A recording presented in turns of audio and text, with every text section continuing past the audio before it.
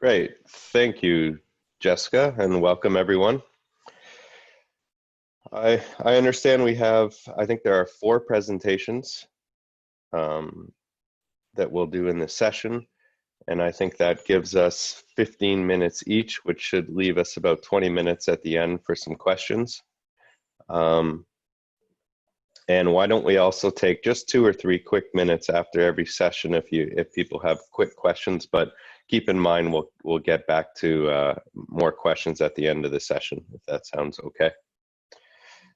And if it's okay with everyone, I would suggest we just go in order of the program. And I think that means that I'm first up. And I am going to follow Jessica's instructions and share my screen.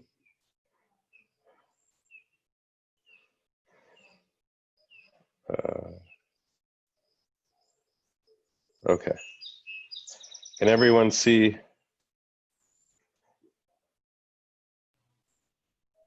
Can everyone see my screen? Okay, thank you very much.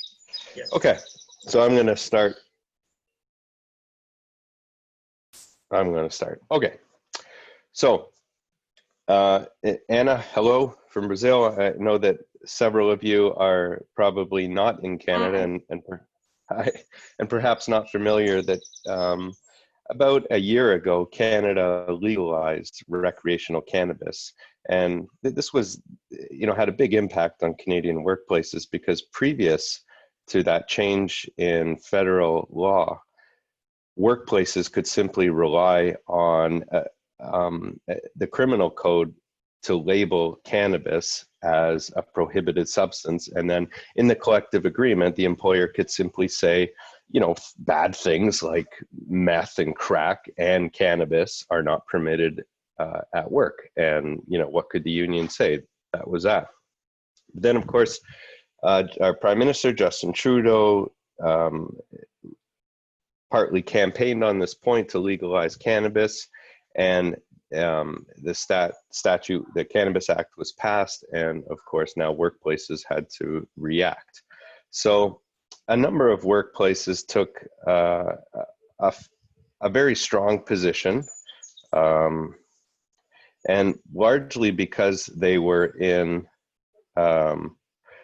they're in workplaces which have safety sensitive jobs. So for example, there were lots of police departments who said that, well, we're banning cannabis, not just during the workplace or work time, but rather for a long period leading up to work. So say 28 days before starting a shift.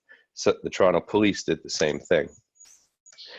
The Canadian military also put in a policy that said that even on the weekend or on vacations, their members could not consume cannabis.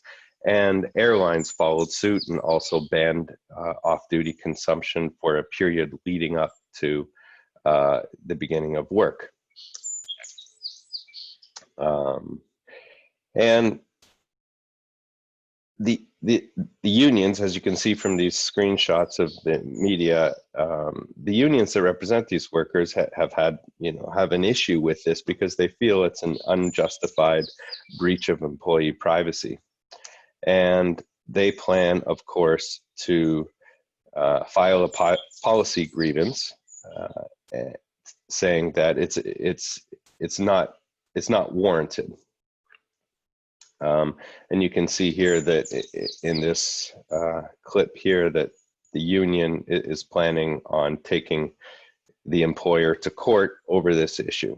So the employer's response to legalization has been largely to rely on a management's rights clause, which is a standard clause in collective agreements, which basically says that management has the right to run the business and to make certain limitations on employee privacy, provided that they're justifiable.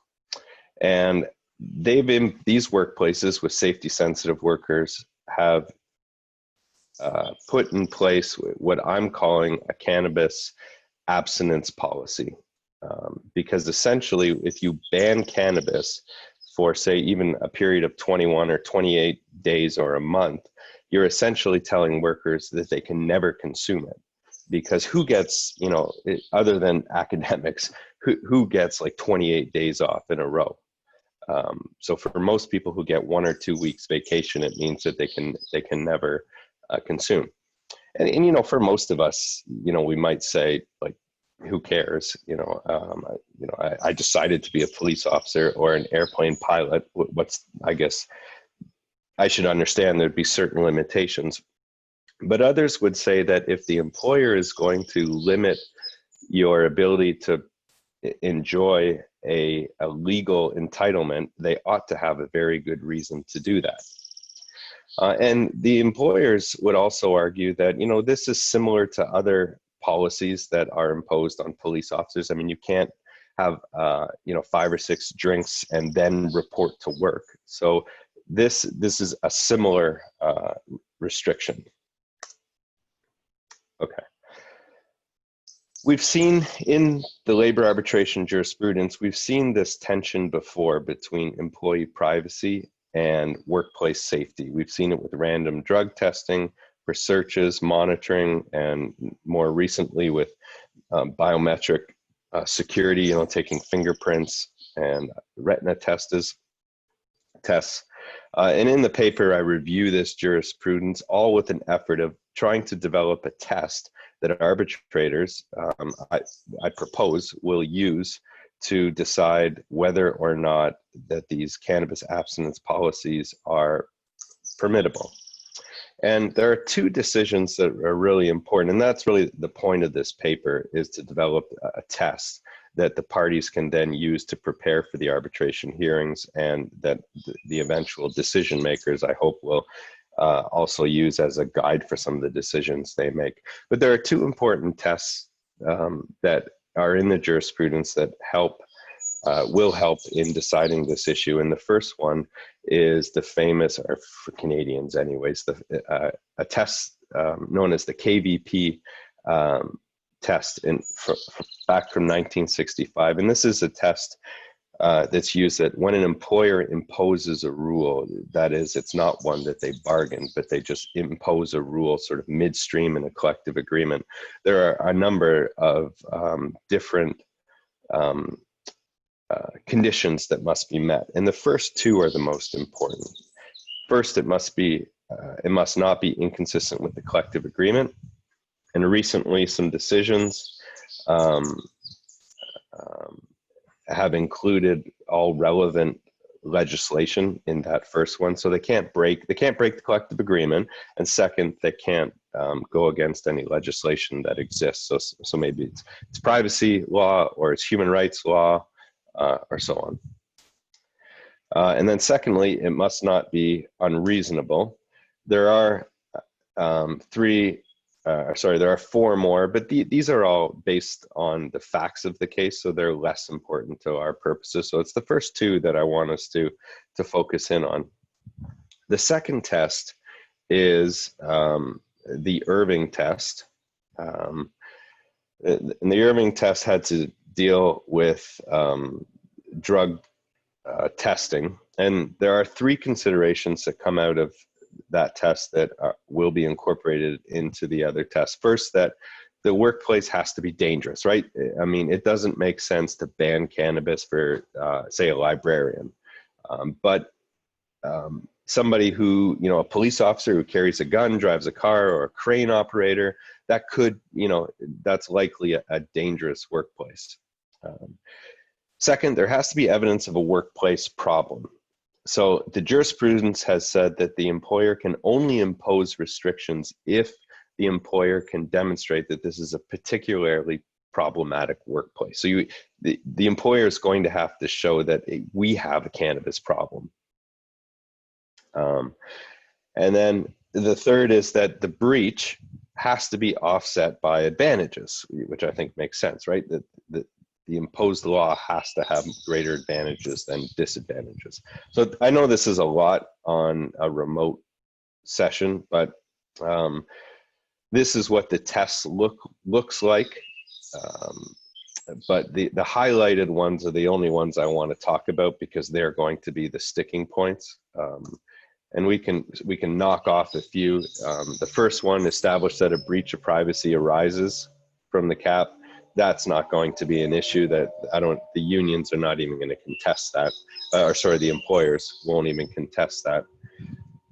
But what I did want to just mention quickly is that in the paper I do an analysis. I'm on number 1 here, where the cap must not be inconsistent with collective agreement or legislation. I do an analysis of all the different privacy statutes in Canada, and there are 5 different provinces that have standalone privacy statutes. And I go through them all, and I have a table here. It's not worth doing in this short time, but it looks fine to me. I can't imagine, I'm sure the unions will argue it's a violation of the privacy, but I don't think they'll have success. In fact, the big takeaway from the privacy legislation is that limits on employee privacy, that entitlement does exist for employers. So I don't think it'll get stopped there. So then if we go back to the test,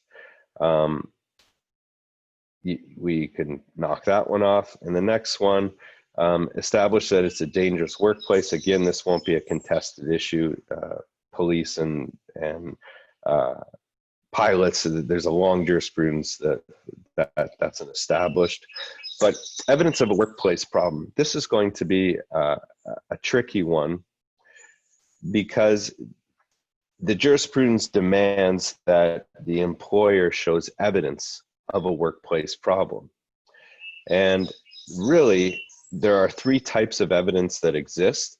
Driving evidence and workplace evidence are very unhelpful. They're very undeveloped. So there is a growing body of medical evidence to show that cannabis can impair performance and have an effect on safety. In the paper, I do a review of all this medical evidence, and I rely heavily on 2 very good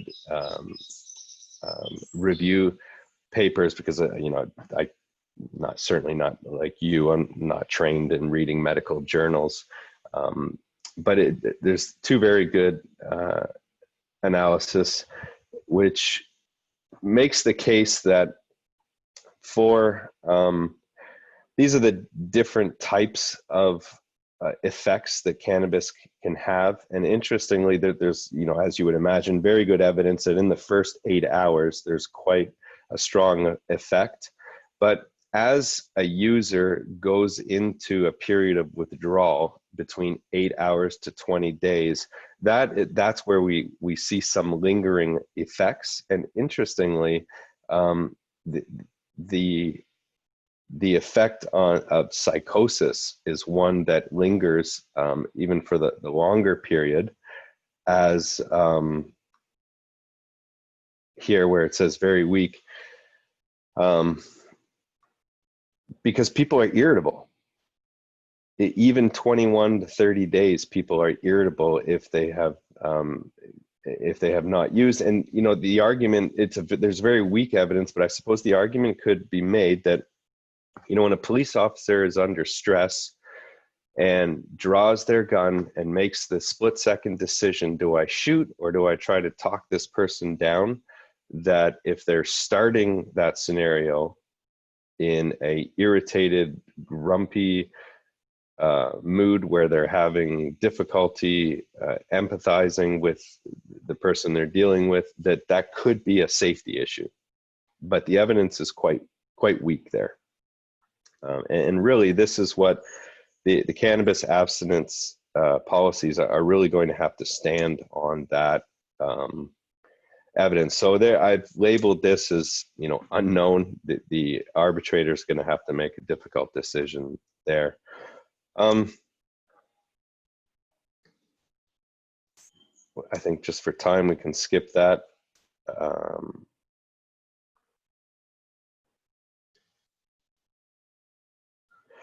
So the last issue, and I'll just speak very quickly at this given my time, the benefits of the cap are going to have to overweigh or outstrip the disadvantages. And one of the questions that comes up in the jurisprudence is there a less privacy invasive alternative? And I think the employer's in a tough spot there because it's so difficult to measure whether or not somebody is impaired because of cannabis. And this is something we talk about in the paper. But the trouble with cannabis is that the test only exists to see if somebody has consumed in the last 30 days, not whether or not they're actually impaired. So I think that's going to be one of the justifications that the employer is going to use to say that given the limited testing technology, the only safe recourse is to simply ban cannabis completely. Okay, to conclude, because I see that I have 30 seconds left. I think that the abstinence policy is actually defensible, provided that certain conditions are met. And one, that the employer is going to have to demonstrate that a workplace problem exists, and this is definitely a tricky challenge for the employers. The employer is also going to have to show this link between consumption and extended effects. And again, as I mentioned, the evidence is quite weak there. And that their argument will have to be that the only prudent approach is complete abstinence, because you can't test whether or not somebody is actually impaired, only whether or not they've used. Okay, that ends there. I'm done. That's 15 minutes. So I am going to stop sharing, and I can, if you want to stick your hand up, if you have a quick question, but if not, we can move on to the next presentation.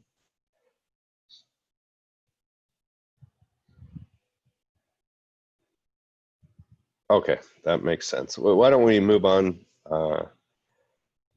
to the next presentation, please. I'm sorry, Anna, is it you? I don't have the program right in front of me. I think so. Let me see here. Yes, okay. It is me. Forgive me for not introducing you. I'll get the program. Okay, go ahead, Anna. It was nice to see you. Yes, nice to see everybody.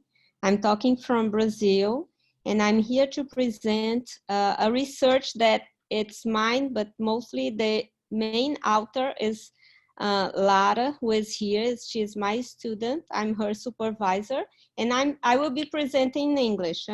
And she is here in case of any questions, because she knows of the subject more than me. Okay, so now I'll share my screen with you guys. Wait. Here. All right. And I will be talking about the, just one moment. This new Brazilian law on the protection of personal data and how it affects the protection of workers' personal data at the workplace. So the research question we have is how, if, and how are we going to be able to apply this new law that will enter in force in August, next August, to the protection of workers. And the context we have, it's known to most academics. There's a massive access to personal information and sensitive data, also from workers. There is a need for protection and for privacy policies. Usually workers have their privacy invaded with their personal data and sensitive data exposed. And I will give one example of something that it's not uncommon in Brazil, is for employers to have a dirty list of workers who have gone to the courts to complain about them. And they share among them in certain industries. And some other peculiarity that it's part of our context is that in Brazil, the dismissal at will is allowed. So the employer paying a certain indemnization has the right to dismiss the employee without any reason. So arbitrary dismissal is allowed. And this type of dismissal hides a lot of discriminatory dismissals. So there is at the workplace, there is a discriminatory culture.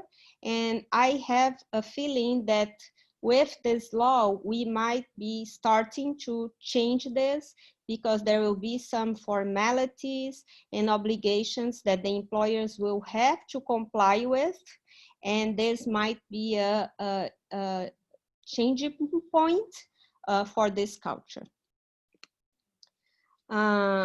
So what we do in the study is, first we try to understand what is privacy. In the Brazilian system, privacy is the right to the maintenance of personal information, is one of the personality fundamental rights. It's guaranteed by the Brazilian Civil Code and by the Federal Constitution as a fundamental right.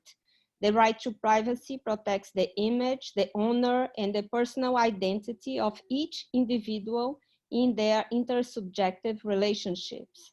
The term privacy encompasses the concepts of intimacy that is related to the subjective relationships of intimate treatment, family and friendship relationships, but also the concept of private life that is related to all relationships, not only the more personal ones, but also commercial, labor, financial, among others.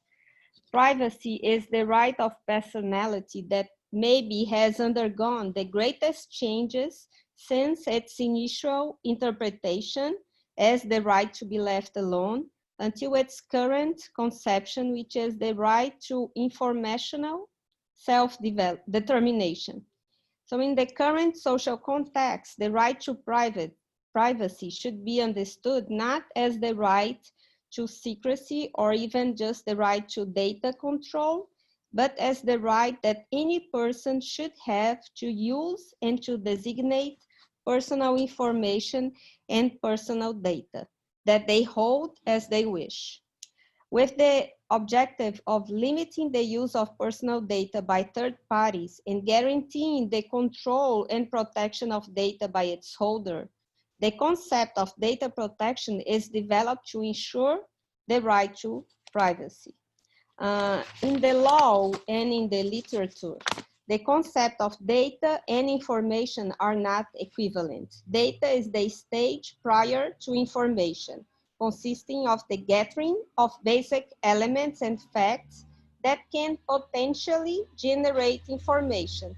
Information is extracted when data is processed and organized, so that it has an additional value if compared to data. In Brazil, there is still no express constitutional provision regarding the right to protection of personal data. This law that was published in 2018, and as I said, will enter in force in this August, and the sanctions for violations will enter in force August of next year, is the first specific legislation that deals with the collection and treatment of individuals' personal data, as well as the sanctions. The law is based on the values of free enterprise, economic and technological development, dignity, and exercise of citizenship. In its Article 1, it aims to protect the fundamental rights of freedom, privacy, as well as free development. The law is applicable to everyone who processes personal data in the Brazilian territory in cases where data have been collected in the national territory, even if they are not processed in Brazil, or when companies aim to offer or supply goods or service, or the treatment of data of individuals located in the national territory. The Article 7 of the law sets out the legal hypotheses for data treatment. For example, the treatment authorized by the consent of the holder is the consent rule. So in the case of in the workplace, the employer must inform the employee of the collection of data, ask for the consent, as well as inform workers of consequences of this consent and of the access to such information. The treatment for compliance with legal or regulatory obligation by the controller is another hypothesis. The treatment by public administration when data is necessary for the implementation of public policies. One very interesting now because of our current situation, for the protection of health exclusively in a procedure performed by health professionals, health service, or health authority.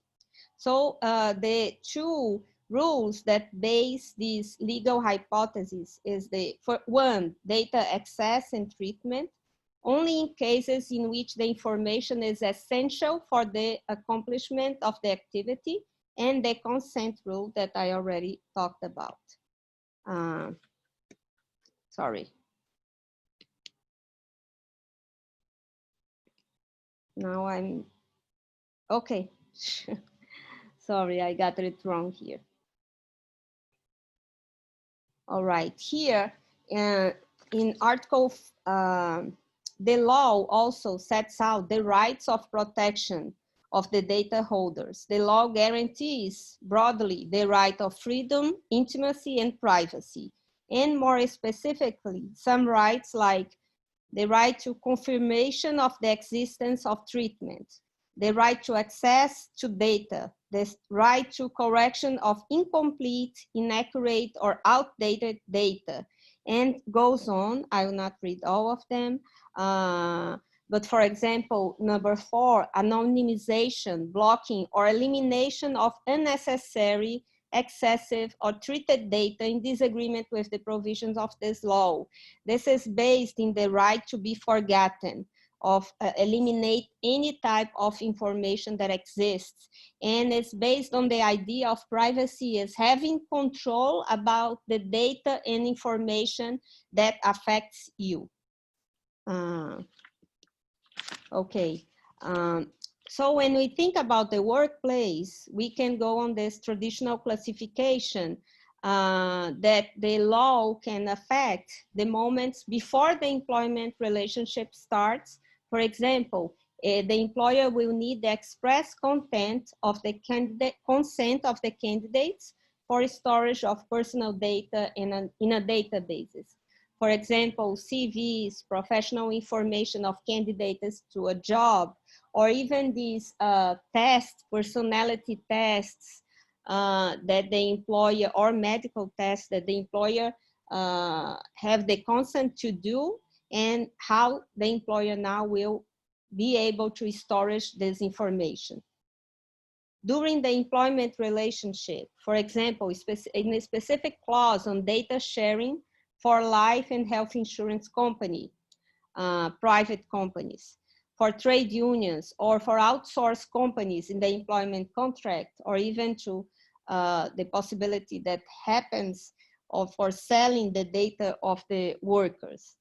Number 3, after the employment relationship, the authorization of the worker for the maintenance of the worker's data only for the period necessary to meet requests from labor inspection or possible demands in the labor court. The idea here is that all these possibilities will be guided by the principle of good faith, which is one of the main principles of the new law. And it's seen as essential for the balance between the parts in a relationship that always involves data processing, since in such a procedure it's difficult for the law to predict all the risks, even if there is transparency about it.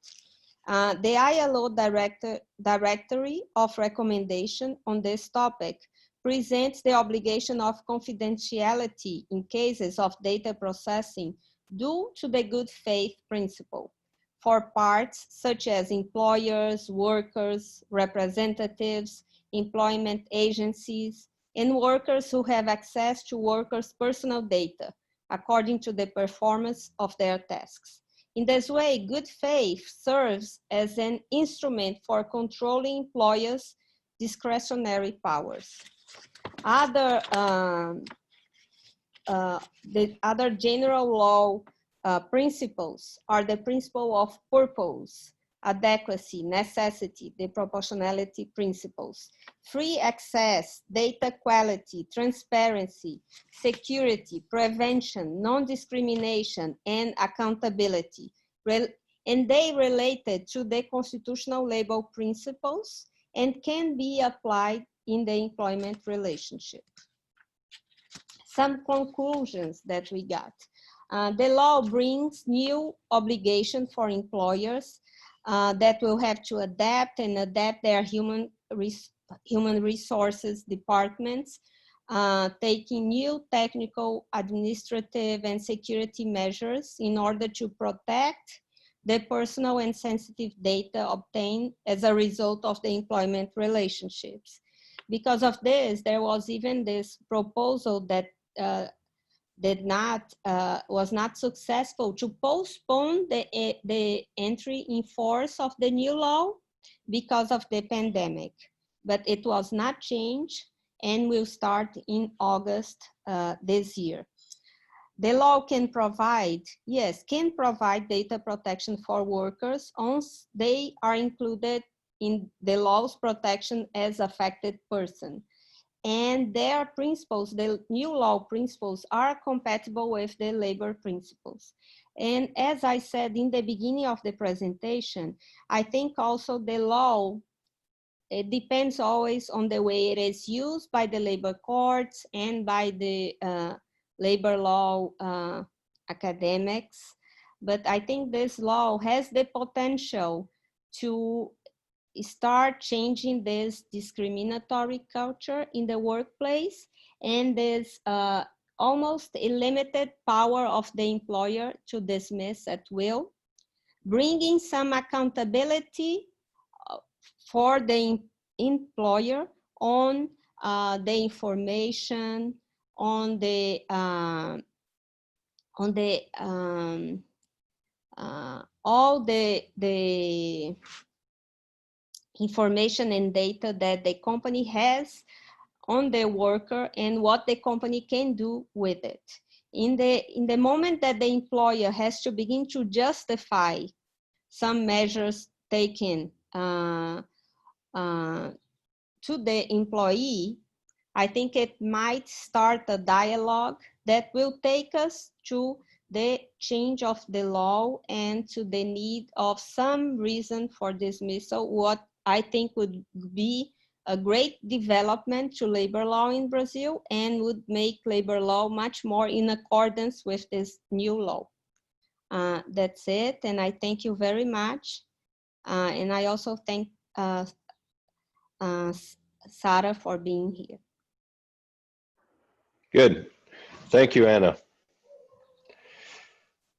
So from Canada to Brazil and now off to China, a presentation titled The Flexible Trend of Labor Security Supervision in China, Typological Developments of Order Correction. Cheng, can I hand it over to you, and would you mind introducing your team? Yes, thank you. Sorry, and 15 minutes, please. Okay. I would like to share my screen now. Please wait a moment.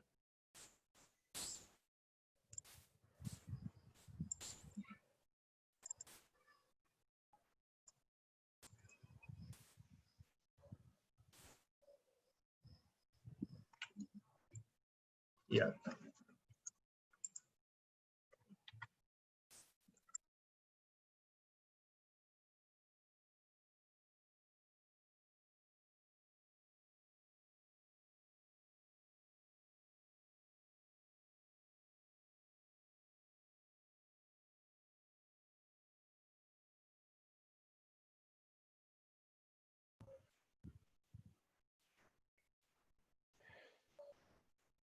Chen, I'm not sure we can hear you.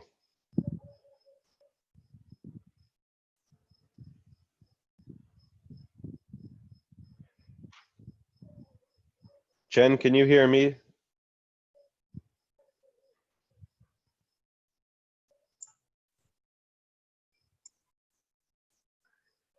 Okay. Excuse me, can you hear me now? Yes. Sorry, there are some problems about my microphone. Yeah, and can you see my PPT on the screen?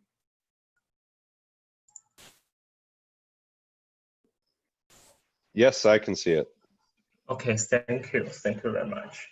Good morning, everyone. I am Dr. Chen, a lecturer in Law School of CULR. Today, I am so glad to share my presentation with you. The topic is about the flexible change of labor security supervision in China. And we will focus on the order correction. Because of the time limitation, I will try my best to make it more clear, and you can find more detail in my paper. In the part of social background, it would be better if presented by Professor Qiao. So I hope to leave 5 minutes for him. He is hosting another seminar now and will be online at 9:40. Also, I will control my presentation time within 10 minutes.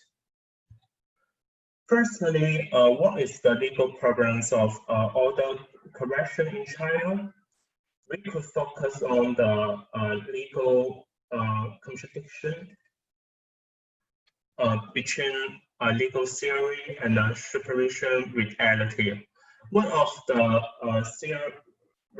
theoretical level, it is not as important as some traditional legal action, such as the penalties, compulsion, which is regulated by specific law.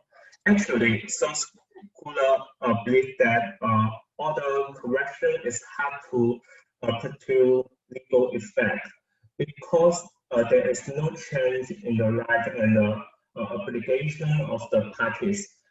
It should belong to the administrative discretion, so should not be regulated by law. However, in reality, order correction keep the dominance in labor supervision cases and lead to confusion on judicial judgment. We can find out an interesting phenomenon by data of labor supervision cases. Compare with administrative decision, warning, fines, order correction account for 61% in 2010, 65% in 2011, 64% in 2012, 63% in 2013, 58% in 2014, 56% in 2015, and 55% in 2016 of all the labor supervision cases. So order correction accounts for more than half of the total in 6 years. On the contrary, administrative penalties such as warning and fines account a lower proportions in the treatment. It conflicts with the legal theory. This statistic proves that order correction is dominant in the settlements of labor supervision cases, and the tendencies of flexibilities and administrative mean. At the same time, the contradiction lead to some confusion. In the case of Dongyin, the district court held that order correction is a link in one act, not an independent administrative act, so has no litigability. In the case of Jian, first and second instances when conducted is so different. Secondly, I will talk about what is the order correction, especially for the legal nature of order correction and the reason for the flexible development. As mentioned before, order correction is a commonly used law enforcement approach by administrative subjects. In my opinion, it's just be adjusted to a violation act because it contains the meanings of correcting the wrong result, but should be concentrated on employing to unite error in law, regulation, and other legal aspects, rather than error in social responsibility, access, and so on. During the investigation in Zhejiang province and the Tianjin province, the demand to increase the quantity and the quality of the personnel is obvious. It found that a great deal of grassroots arbitrator had the three-in-one phenomenon. It's very interesting because the labor security supervisor, mediator actors of labor dispute, part-time arbitrator are all held in one person. They tend to be more flexible in the labor security supervision, so the order correction is one of the most frequently used enforcement methods. Moreover, labor security institutions would like to consider the supervision and the development of the enterprise to avoid job losses and surprise cut in a wide range. Now we overview the reality of order correction and the flexible development in China. Then let's return to the civil ethical issues. Can we provide a legal structure for order correction? The typological research should be a good response to this question. It could be summarized and divided into 4 types.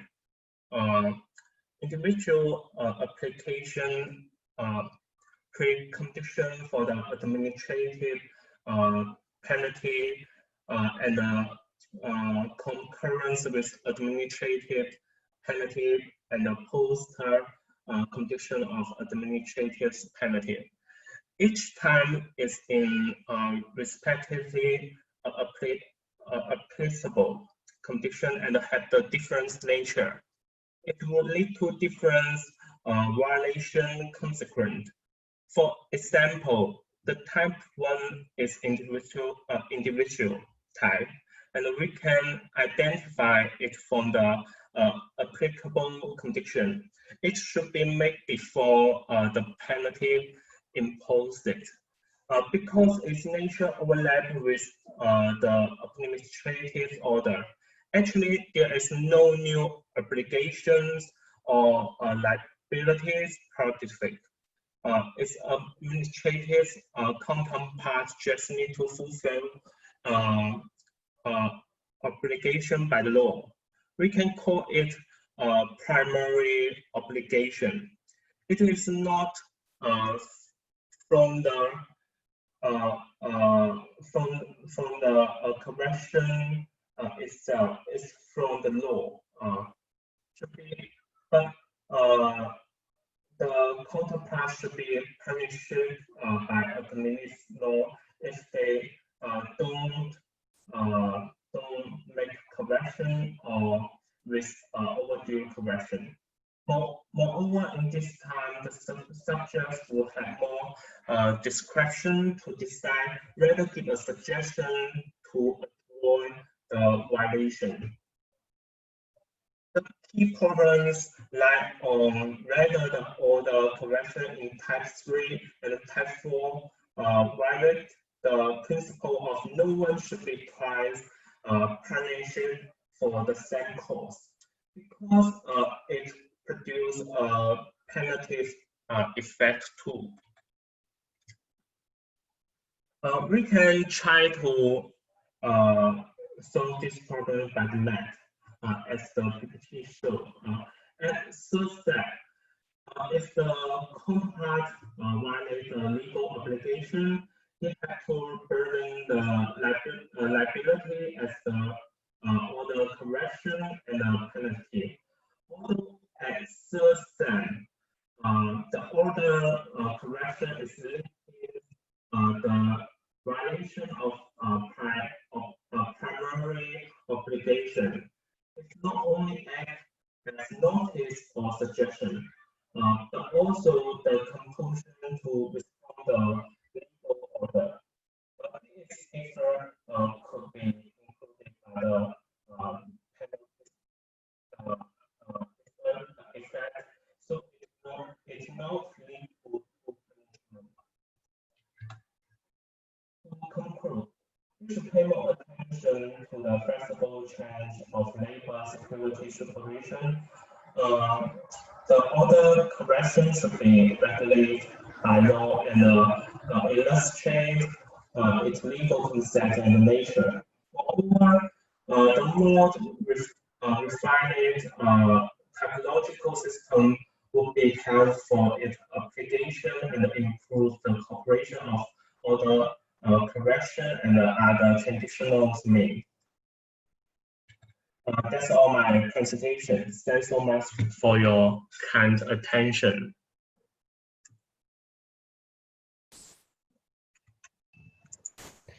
Okay, thanks, Chen. Does anyone have any questions before we move on to the final presentation? You could just jump in.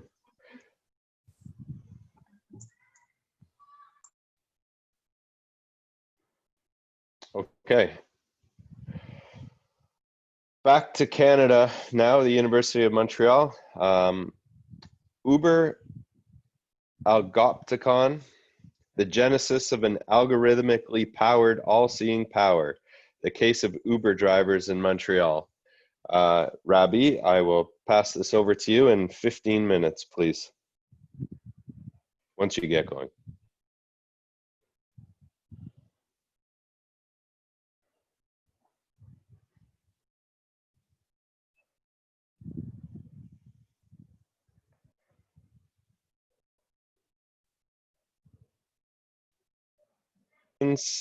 For those 3 presentations. I know from sitting in on other sessions, sometimes it's difficult to get questions from the audience, but I have a question. Go ahead, Anna. Okay, it's for you. Okay. So what are other sectors where you can see that this emerges as a problem? For example, medical sector, care, in addition to police, drivers. It will just follow the same pattern as like alcohol consumption. Right, and in Canada, one of the big industries, of course, we have is, you know, like resource extraction, like mining, and a lot of that work is done with big, heavy machines. So far, it's only been the employers in police, military, and air traffic. And I think the rest of the country is waiting for those first few arbitration decisions to come out before anyone makes any other moves. And then the second part of your question, will it be just like alcohol? I think the big difference compared to alcohol is, number one, we don't have clear evidence of just how long the effect of cannabis lasts in a typical person, whereas we have that evidence for alcohol. It's fairly standard. And then secondly, we aren't able to test impairment with cannabis in the same way you can with alcohol. So I think most of the experts are saying that cannabis is a completely different drug or substance than alcohol. So Anna, to answer your question is, I think the rest of the country is waiting for these first few industries to go through the arbitration process. just one very fast second one. You have presented that usually the employer take the measure unilaterally. It has been also subject of collective bargaining. It could be. To my knowledge, it has not been agreed to by a union yet. Right? And Is there a reason for that? I think it's just more a matter of timing. You know, it just became legalized about a year ago, and the collective agreements in Canada are usually anywhere from 3 to 5 years. And I would bet the parties would hesitate to commit themselves to a collective agreement before they see how the decision makers are going to react.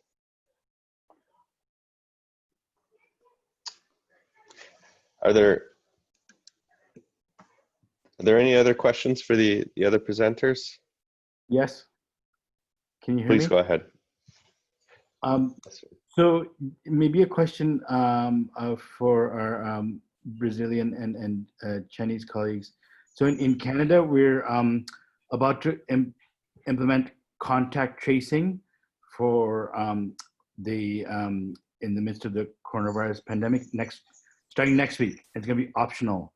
And my question is, in terms of in other countries such as India, it started off as optional, and then for particular types of employees, it became compulsory, like healthcare workers, and then it became more compulsory and more compulsory.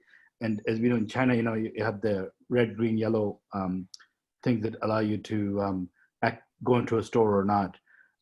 I'm wondering if you have any experience to share, any knowledge to share about types of employment and privacy versus like things like contact tracing apps.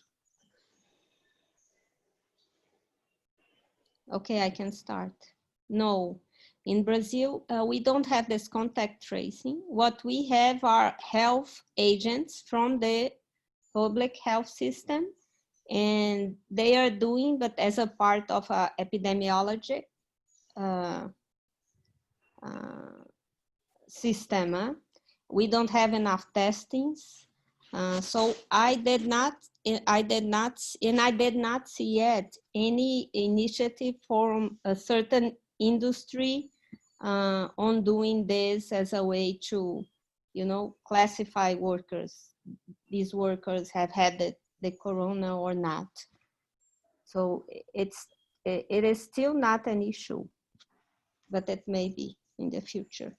I think that first, there is not enough testing available. Second, nobody is really sure if the fact that you have had the COVID once will prevent you from having it again.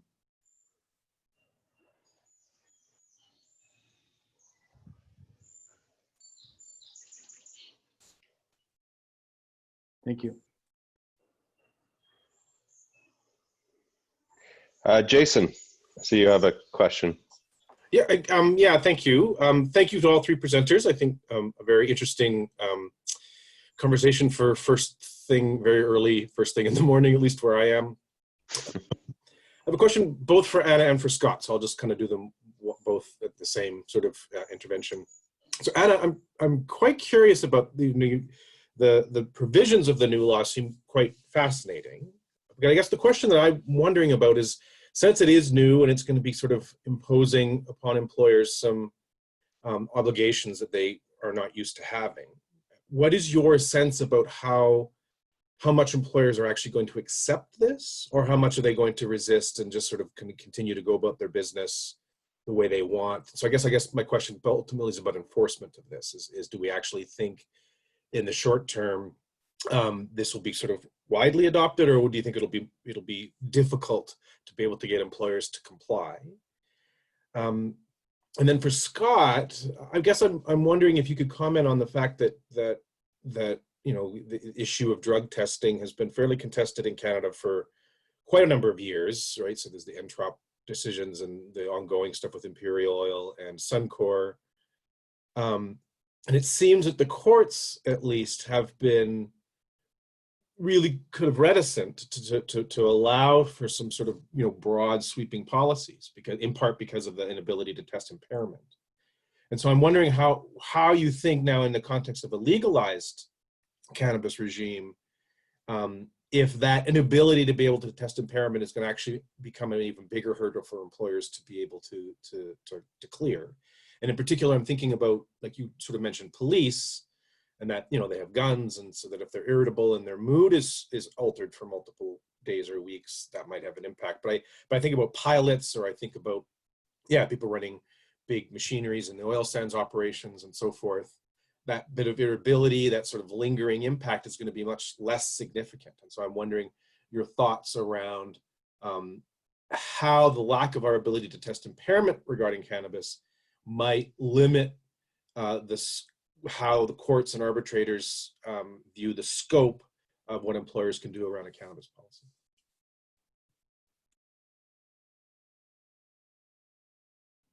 Okay, I'll start. It's hard to predict. Huh? The employers have had a long time because the law was approved in 2018. It will enter in force only now, 2 years later, and the sanctions will start only next year. So they had 3 years to adapt. Initially, I think what we expect is that the bigger companies will adapt easier, and they are already trying to do this because first they have more resources and they are always targets. And I think that the enforcement will depend on how, for example, the trade unions are able to identify this as a very important issue for workers, and you know, make it part of their demand, their agenda with the employers, how the labor inspectors and, you know, the courts also will bring this to labor law as an important part of the demands. And I think, and to see how the smaller companies will be able to comply with all these obligations. Lara, I will ask my co-author if she has something to say in Portuguese, and I'll translate. Lara, tem alguma observação a mais? Well, hello. No, that's pretty much it, because the big companies, they have all the structure, so they can have their team for the data, and they have a data officer, but it's a really high cost. It's very expensive for the small companies to adjust and adapt. So probably the big companies will have it all get together and will start to have all the rules, and the small companies probably they won't do it, and probably they only will start to try to adjust depending on the sanctions that they're going to have. So I think that's pretty much it.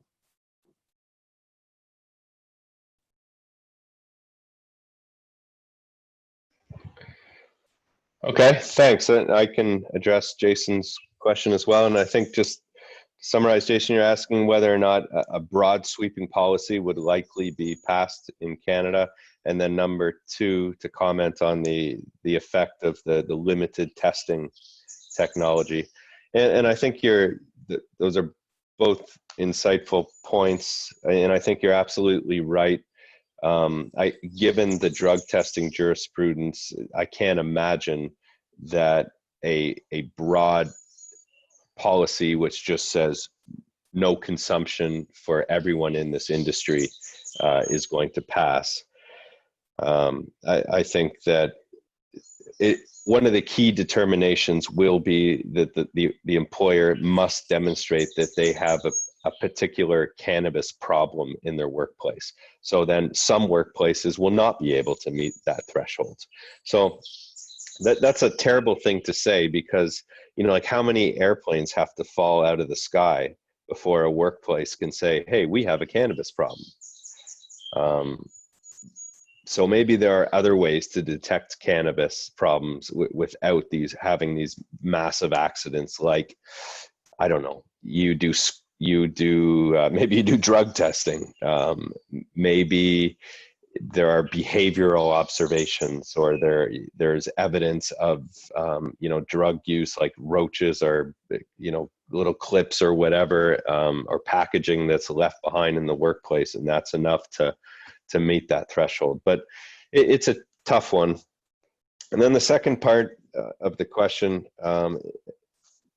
about the limited testing, and that really puts the employer in a difficult position, because they either say no cannabis for 30 days because that's the only way we can test it, is we only have a test to see you've consumed in the last 30 days.